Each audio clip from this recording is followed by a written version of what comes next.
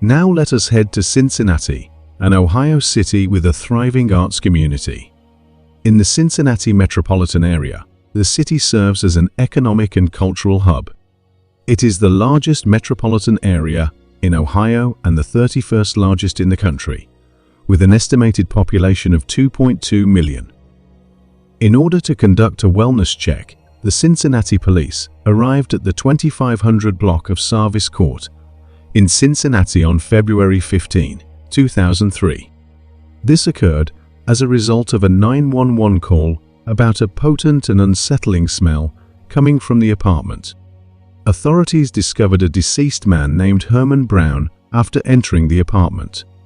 He was naked and lifeless on the floor, with an extension cord tightly wrapped around his neck and multiple stab wounds. The scene was extremely horrific and unsettling because they also discovered blood traces in the bathroom sink. There is not a lot of information available about the man who died, and it is possible that the police withheld information in order to protect his privacy. At the scene of the crime, detectives collected a variety of evidence strewn throughout the apartment, such as blood from the bathroom sink, cigarette butts, and the victim's swab. 2 DNA profiles were found after this evidence was tested. One belonged to Brown, and the other to an unidentified person. The investigators searched for the unknown DNA match, but were unsuccessful. This set of circumstances led to the homicide case being dropped, leaving Brown's horrible killer free to roam the streets. It would stay that way until 2023, when something revolutionary happened. The solution to solving the case turned out to be genetic genealogy testing. In order to identify suspects who might not be located in traditional law enforcement databases, the DNA profile recovered from the cigarette butts was re-examined and added to a forensic genetic genealogy search. This innovative method produced a match, connecting the DNA to Robert Stewart, a 64-year-old man. In order to validate this link, detectives performed more DNA testing, which finally proved that Stewart's DNA was on the cigarette butts from the crucial night of Brown's murder. On September 15, 2023, Stewart was finally taken into custody in Lima, Ohio, and was later extradited back to Hamilton County. He is presently being detained at the Justice Center with a $500,000 bond. He faces up to a life sentence if found guilty of the 2 murder counts and 1 felonious assault count against him. Melissa Powers, the Hamilton County prosecutor, praised the Cincinnati Police Homicide Unit. She highlighted the detectives' never-ending dedication to their cases and the victims they were assisting, praising their dedication.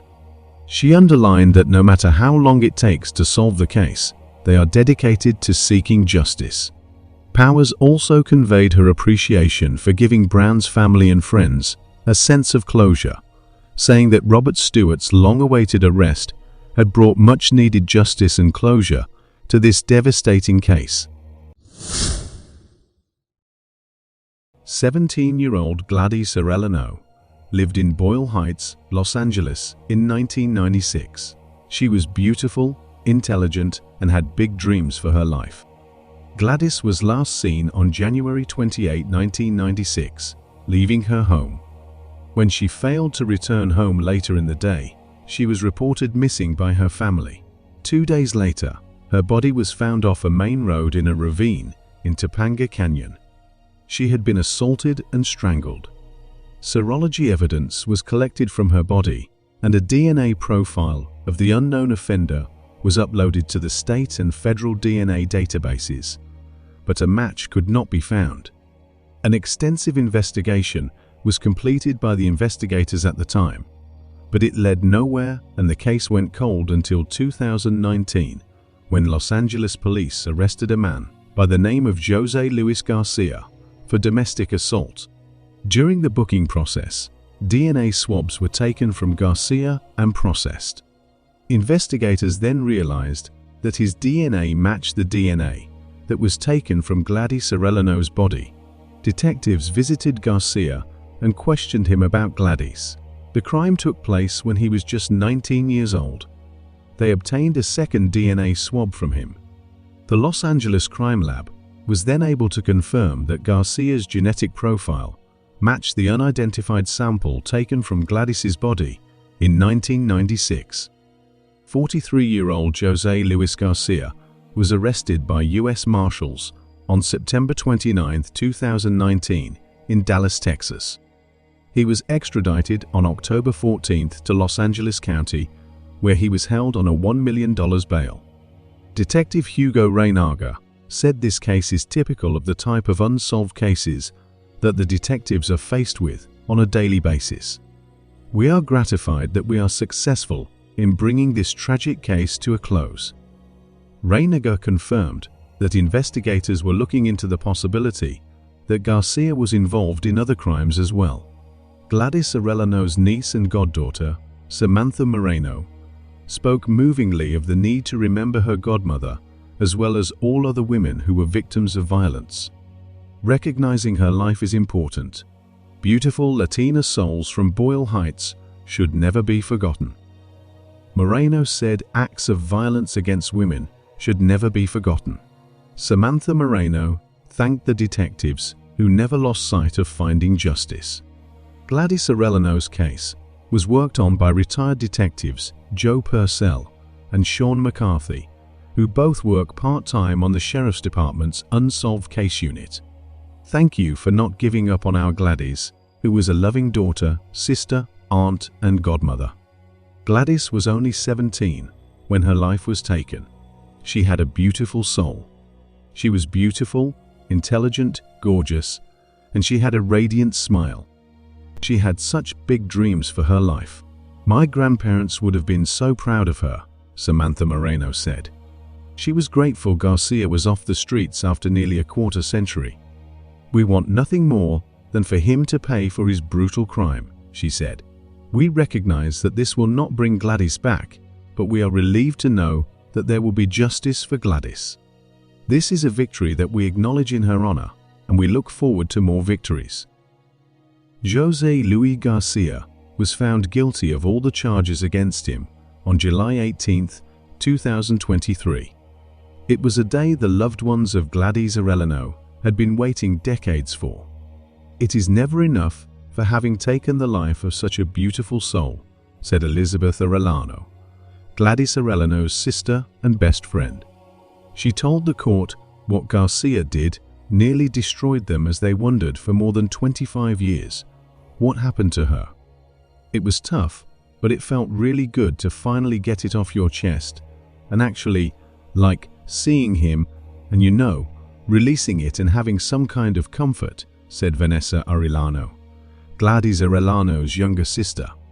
Janet Ramirez, Gladys' close friend, said the plea deal gives her some comfort. But it is not enough. 19 years is never enough, but I have comfort knowing now she can rest, that the perpetrator is going to be behind bars, because for 25 years, I've lived with the guilt of not knowing what I could have done different, Ramirez said.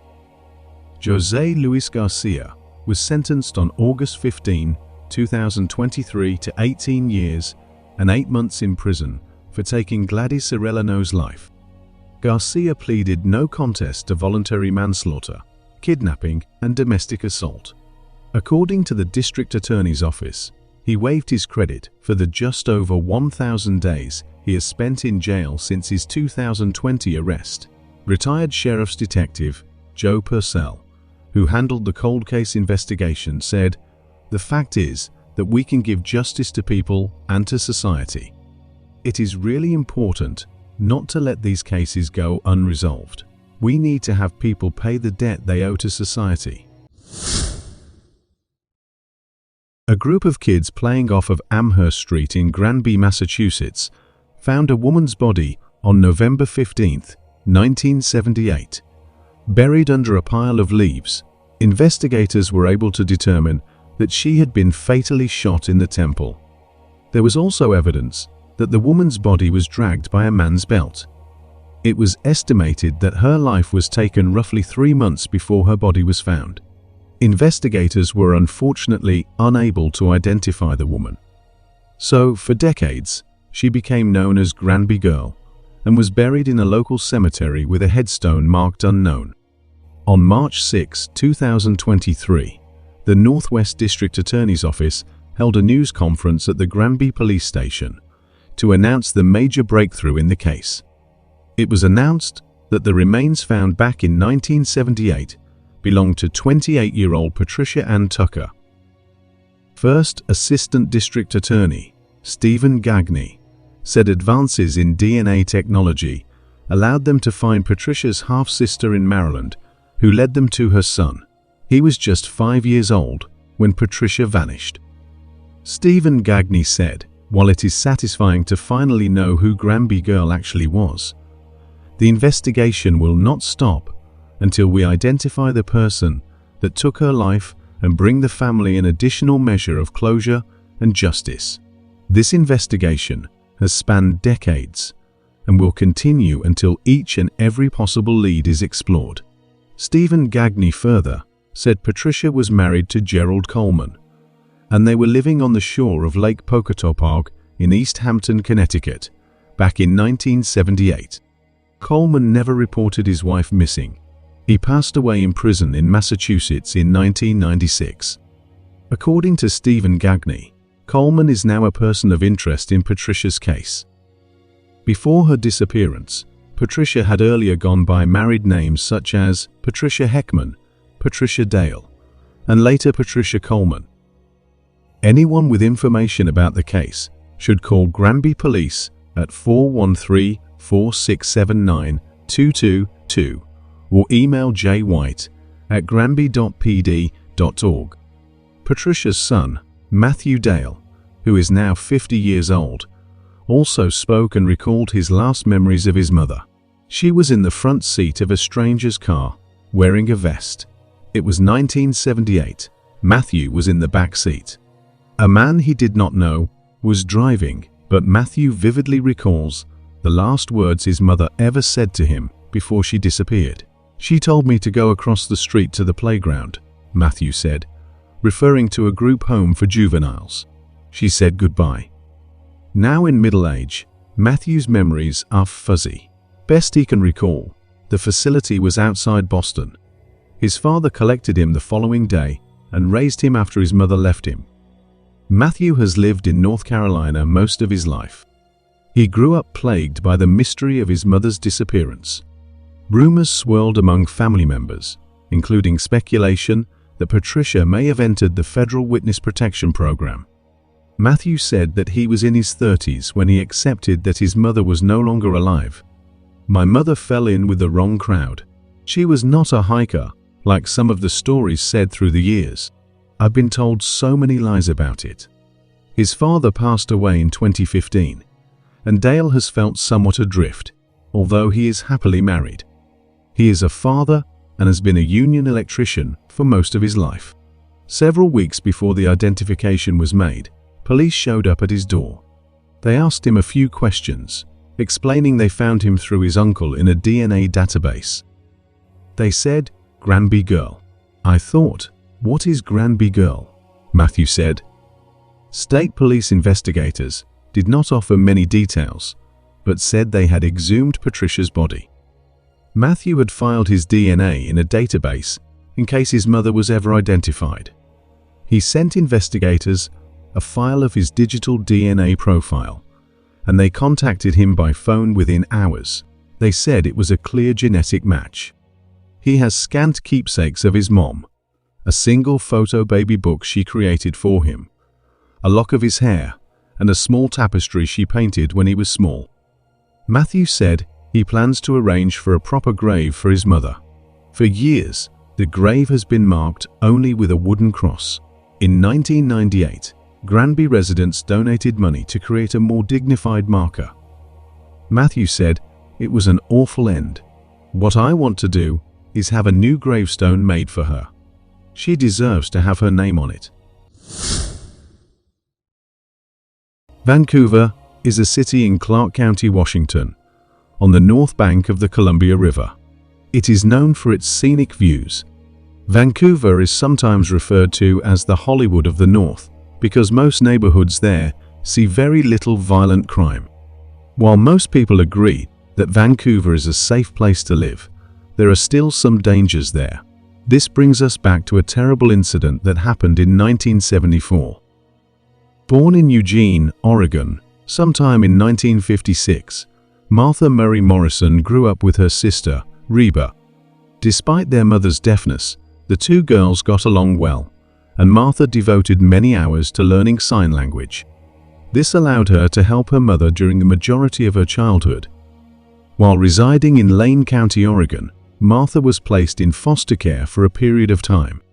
She went to Corvallis Farm School in Corvallis and Roosevelt High School in Portland. Martha had a past of drug abuse, drug use, and running away from the Corvallis Farm School, as well as her foster and biological family's residence.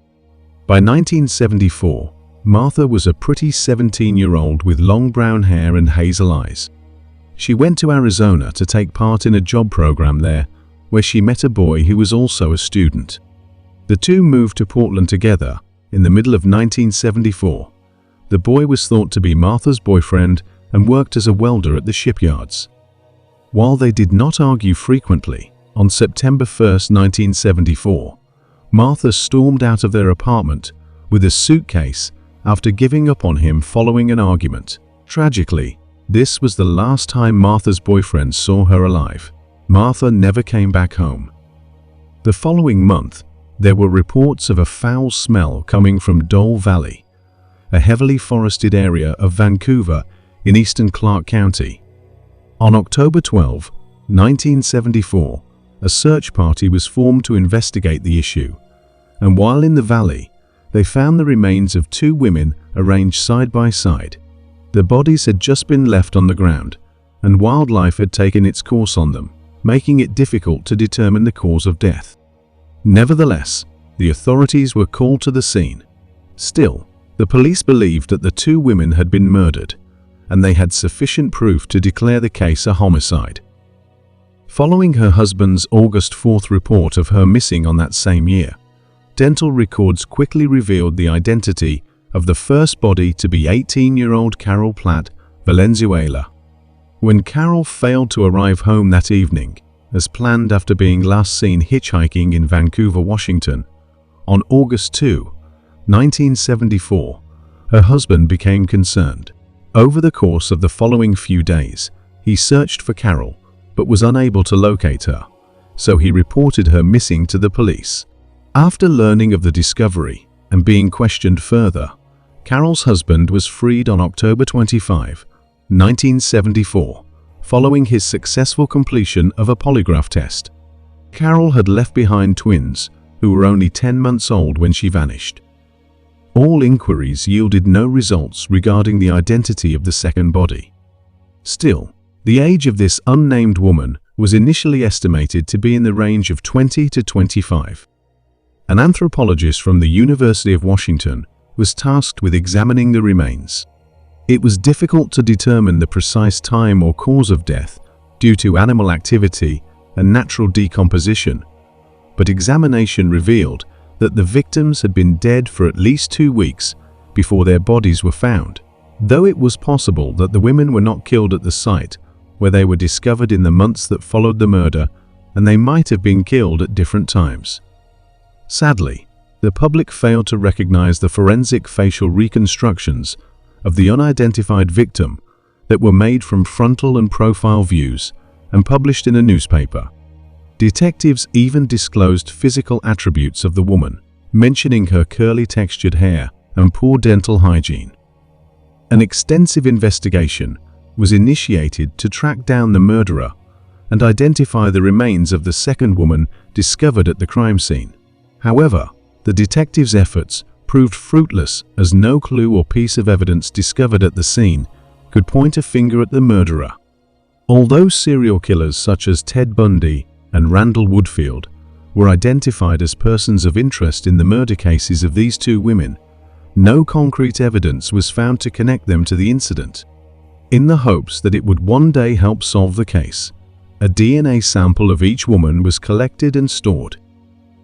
The second woman's identity remained a mystery for several years, despite the forensic department and law enforcement's best efforts. After many years, With no fresh developments, the case grew hazy and was ultimately put on hold. Nikki Costa, an operations manager at the Clark County Medical Examiner Office, found in 2007 that the unidentified remains from the 1974 case had been mislabeled. The name Carol Platt Valenzuela, the girl whose body was discovered next to the unidentified woman, was written on some of the bone fragments belonging to the unidentified woman. Though it was thought to be a clerical error, they had to spend decades trying to identify the woman using false evidence, which cost them a great deal of effort. The case of Martha Morrison, who vanished from her Portland apartment on September 1, 1974, was taken up by Reba Morrison and her half-brother in 2010. Recalling that her family had submitted a missing persons report for Martha, Reba was disappointed upon revisiting the report. It turned out that no one had ever reported Martha's disappearance to the authorities, and Reba found no evidence of a missing person report having been filed in 1974. The woman's remains, whose identity is still unknown, were sent to Bobby Cellmark Forensics in Lawton, Virginia in 2012, so that DNA could be examined. Eventually, a DNA profile was created and added to the DNA database. Following up with Reba in 2013, the detectives inquired about the possibility that the unidentified remains might belong to Martha Morrison, Reba's sister who had gone missing. After the successful collection of DNA samples from Reba and her half-brother, the researchers optimistically forwarded the samples to the University of North Texas in an effort to gather additional data. Subsequently, a genetic profile was created by comparing the samples obtained from Reba and her half-brother with potential matches. Some similarities were found when the samples and the unidentified remains were compared, but a definitive match could not yet be made. Eventually, Martha and the victim who was not identified were added to the National Missing and Unidentified Person Database, which is dedicated to finding missing persons and identifying human remains. In order to conduct a more precise DNA analysis, the Clark County medical examiners needed DNA samples from additional members of Reba's family. As a result, they requested a sample of Martha's mother's DNA and conducted tests on it. The results again demonstrated consistency in the DNA but were inconclusive regarding the identity of the woman. Following earlier ineffective testing, forensic investigators desired to test one more family member, Martha's father. However, since he had already passed away, the National Center for Missing and Exploited Children promised to cover the cost of exhuming Martha's father so that DNA could be recovered and compared to the unidentified remains. The final test result in 2015 verified that the remains belonged to Martha Morrison. Ever since, the Washington State Police have been examining evidence from cases involving suspected serial killers in an attempt to link them to the killings of Martha and Carol. While sifting through the evidence, the detectives discovered a woman's DNA sample that had been unidentified and discovered on the grip of an air pistol that belonged to a serial killer. When this DNA sample turned out to be an exact match to Martha Morrison's, the detectives hit the jackpot. In her testimony, a forensic scientist from the Washington State Patrol Lab in Vancouver stated that there was a 1 in 30 billion chance that the partial DNA profile she created from the weapon and Martha's remains matched. Warren Leslie Forrest was identified as the serial killer whose gun contained Martha's DNA. Warren was already serving a life sentence in 2017 for the July 11, 1974 murder of Krista Blake, a 20-year-old who was last seen getting into his blue Ford Econoline cargo van close to downtown Vancouver. On October 2, 1974, Warren was taken into custody for the murder of Krista. This was only 10 days prior to the bodies of Martha and Carol being found in Dole Valley. In an effort to gather more information that would strengthen their case against Warren, investigators kept probing his past. Upon being finally questioned about this accusation, Warren refuted having killed Martha and Carol. Warren was charged with Martha Morrison's murder, though, after a forensic scientist from the Vancouver and Washington State Patrol Lab testified that the partial DNA profile she created from the weapon matched the partial DNA profile from Martha's remains. Prosecutors used this fresh evidence to file a new murder conviction against Warren in 2019, but he would still be serving a prison sentence for the previous killings. In January 2023, Warren's trial got underway, and over 30 witnesses who had testified against him appeared. The family members of 16 years old Jamie Grissom and 14 years old Diane Gilchrist, as well as the other 6 girls and women who were allegedly killed by Warren, were among the people who attended the trial. In order to prove that Warren, who was now 74, had a pattern of kidnapping, abusing, and killing women in the early 1970s, the prosecution called Norma Jean Lewis to the witness stand. In the year that Martha vanished, Norma Jean Lewis, another victim of Warren's, was only 15 years old when she managed to escape Warren's kidnapping and assault. After Warren had bound Norma to a tree and abandoned her for dead back in 1974, Norma was able to slither out to a road and seek assistance. When Warren was on trial in 2023, Norma gave testimony in court, saying that Warren had approached her as soon as she had left the Oregon Environmental Council after work to go to her next volunteer job. Warren approached her and inquired about her availability for a modeling job. Norma agreed to go with Warren and got into his blue van since he was very convincing. After that, he allegedly drove her to Portland's Washington Park, where he attacked her with a knife and attempted to choke her. According to Norma's testimony in court, Warren had led her out of the car with a noose around her neck, bound her in his trunk, shot her multiple times with an air pistol, which was used as evidence in Martha's case, strangled her until she passed out, covered her with logs, and abandoned her for dead.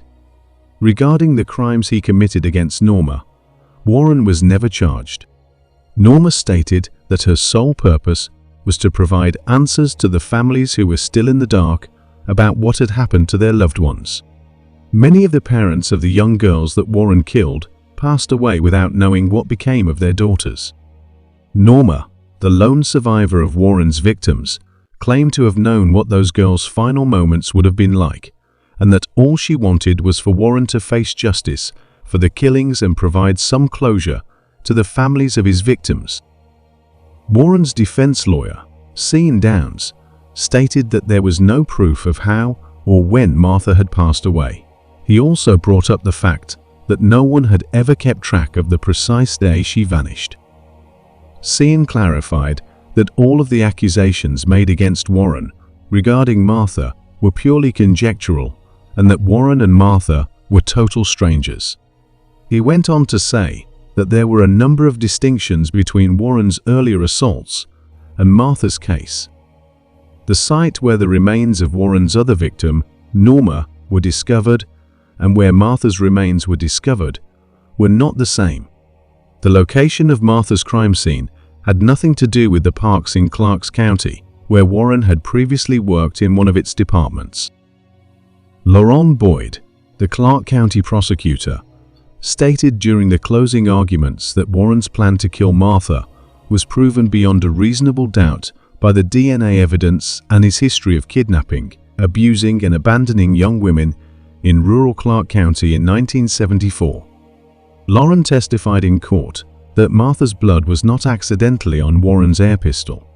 She continued by saying that there was no other explanation because Warren's killing of Martha was the only way the blood could have ended there.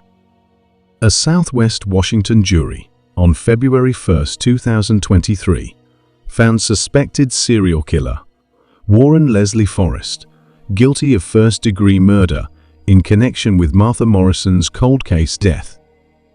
On February 17, 2023, he was rightfully sentenced to a further life term for the horrible act he had committed in 1974.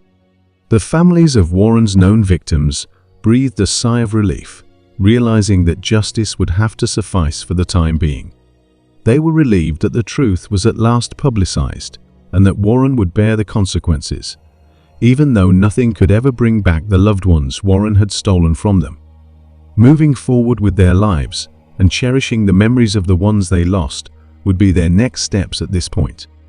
Michael Morrison, Martha's half-brother, stated that more investigation was necessary for Warren's other possible victims.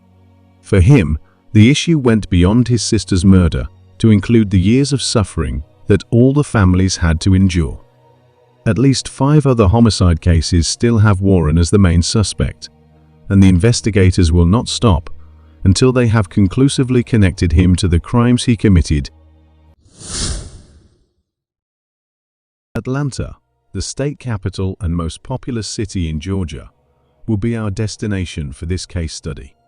Here, on July 2, 2020, Jermaine Ranmayan Carter, also fondly called Baby Ocean, was born into the loving arms of Zakiah Morris and Jermaine Carter Sr.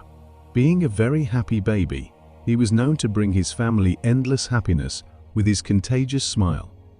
Unfortunately, his promising life was taken from him before it had a chance to fully begin. When Baby Ocean was 6 months old, on February 2, 2021, he was taken to Easter Seals Center Sylvan, a daycare center in southwest Atlanta. It was discovered that the child was not responding after a few hours. An ambulance quickly arrived after a 911 call was placed. The child was taken to the hospital immediately, but sadly, he did not survive. Natural causes were initially assumed to be the cause of Baby Ocean's death. But in 2023, almost 2 years after the terrible event, Zakiah, the mother of the child, called the police. The precise nature of this conversation is still unknown, but it sparked a fresh look into Baby Ocean's death circumstances. Following the tragic incident involving Baby Ocean, law enforcement officials contacted the Georgia Department of Early Care and Learning in an attempt to identify the staff members who were present. After this investigation, 2 people who were in the facility when the child died were found. Stephanie Thompson was the name of one of the women. Important information regarding what happened on that fateful day started to come to light as the investigation progressed. Stephanie revealed in the interview that on the day in question, Baby Ocean had fallen asleep in her arms. She then took great care to place the baby on a bobby pillow, making sure he was facing up, and she went on to work on her laptop. The other employee was not in the room where Baby Ocean was sleeping at that particular moment. 2 other kids in Stephanie's care woke up from naps while she was still working, so she took care of them. When Baby Ocean was last checked on by Stephanie, he was still asleep. But soon, when left alone, the 6-month-old started to make noises. The child lifted his arm, and Stephanie thought he was just adjusting his posture.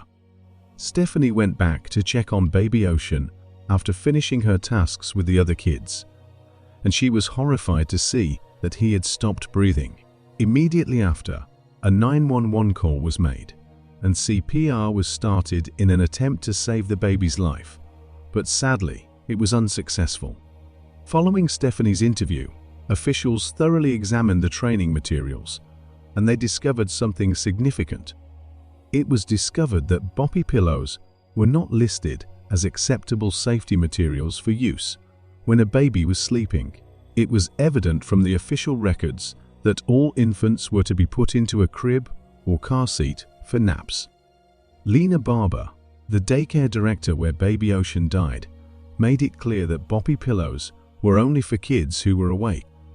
The U.S. Consumer Safety Commission released disturbing information about the inherent risks of boppy pillows, especially with regard to suffocation hazards. Remarkably, the federal department recalled specific boppy pillows 7 months after Baby Ocean's untimely death. The tragic deaths of 10 babies across the country served as the impetus for this recall. If infants were able to move, the CPSC made it clear that they ran the risk of suffocating or getting into positions that inhibited their breathing. The possibility of babies rolling off the pillow's surface adds even more serious safety concerns. Essentially, It was determined that Stephanie and the daycare center had violated state laws by failing to provide sufficient supervision and by putting a child in a dangerous sleeping environment. Following these discoveries, Stephanie was taken into custody and accused of second-degree murder and second-degree child abuse. Stephanie was not granted bond during her first court appearance on June 13, 2023. Stephanie's future is currently uncertain due to the uncertain final result of her legal proceedings.